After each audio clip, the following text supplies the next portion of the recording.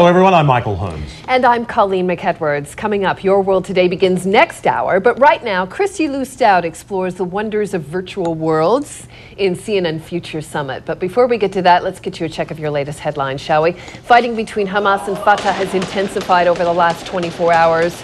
The Hamas military wing says it has taken control of northern Gaza, calling it now a closed military area. These are your headlines. I'm Michael Holmes. And I'm Colleen McEdwards. Future Summit, hosted by Christy Lou Stout, is next.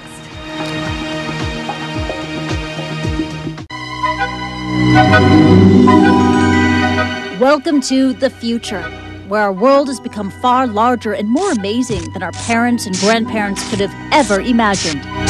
Welcome to the future, a place where our imaginations are unrestricted, a place where we can choose where we want to be. Now this could be interesting.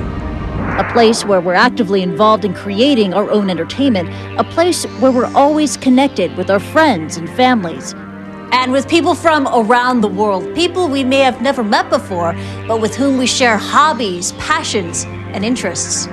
Welcome to the future, where technology has blurred the line between imagination and reality. Welcome to CNN Future Summit, Virtual Worlds.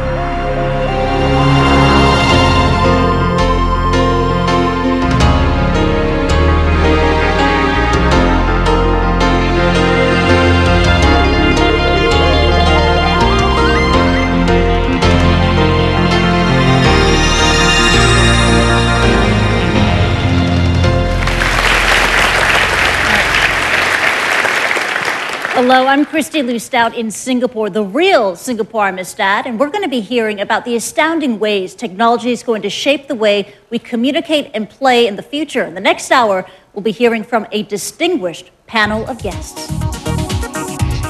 Our discussion took place on both sides of the Pacific Ocean. In Singapore, our panel included Academy Award winner Zahra Nalbandian, co-founder of Australia's Animal Logic production studio. Tron Das, CEO of Funcom, a developer of online virtual game worlds. Buddy Ye, the CEO of China's Wangyou social networking internet site. Dr. Sang-Min Wang, South Korea's leading cyber psychologist. And from New York, via Cisco telepresence, Jimmy Wales, the founder of Wikipedia. Earlier, we spoke to another group at Stanford University in California.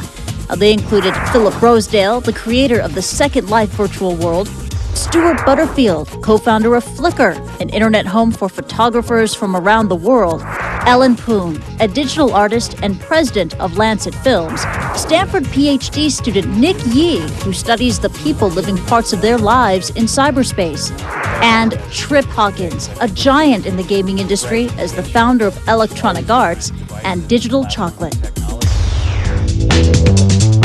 By any definition, a virtual world is a representation of reality that doesn't really exist.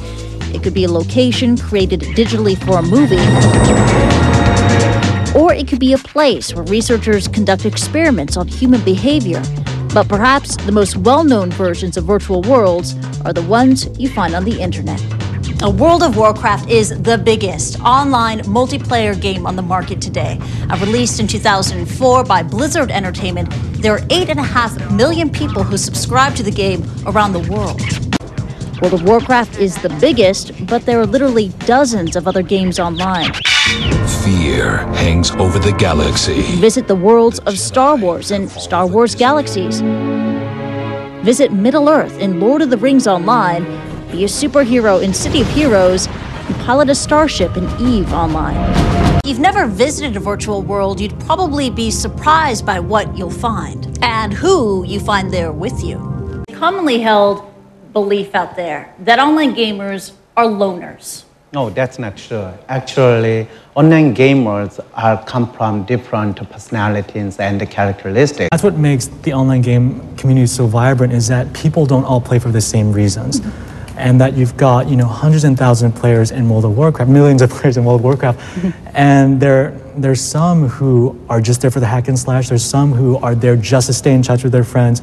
There's some who just want to know how the story ends at the end of the quest. And there's some who are incredibly competitive players.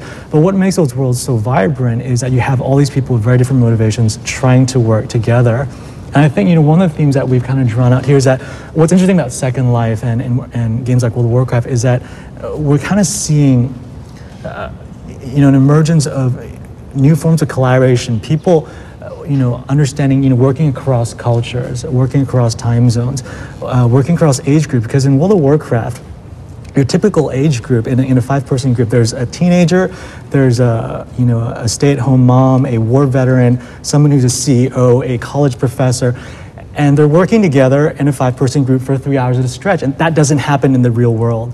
There's no social institution in the real world that lets that happen. There's no institution in the real world that lets a teenager lead a guild of 50 adults.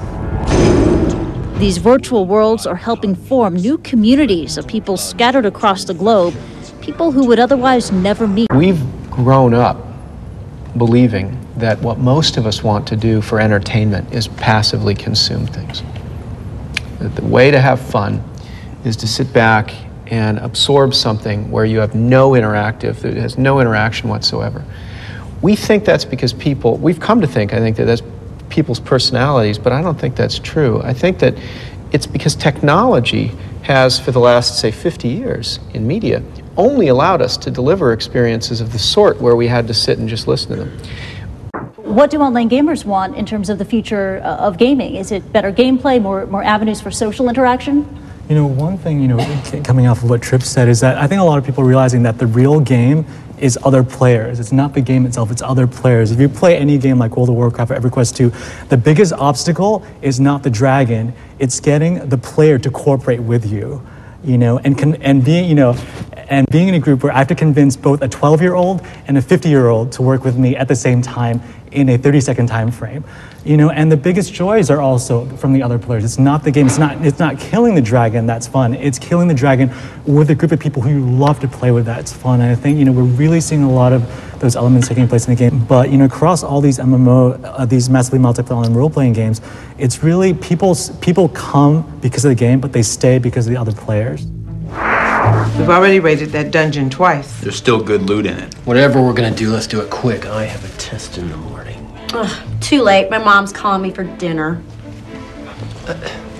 Mel! Whether it's gathering with our friends online to defeat monsters or sharing our latest creations in Second Life or on Flickr, virtual communities are fast becoming a way of life for millions of people. And that does it for this edition of CNN Future Summit from all of us in Singapore and all of us at Stanford University. I'm Christy Lou Stout, and we'll see you in the future.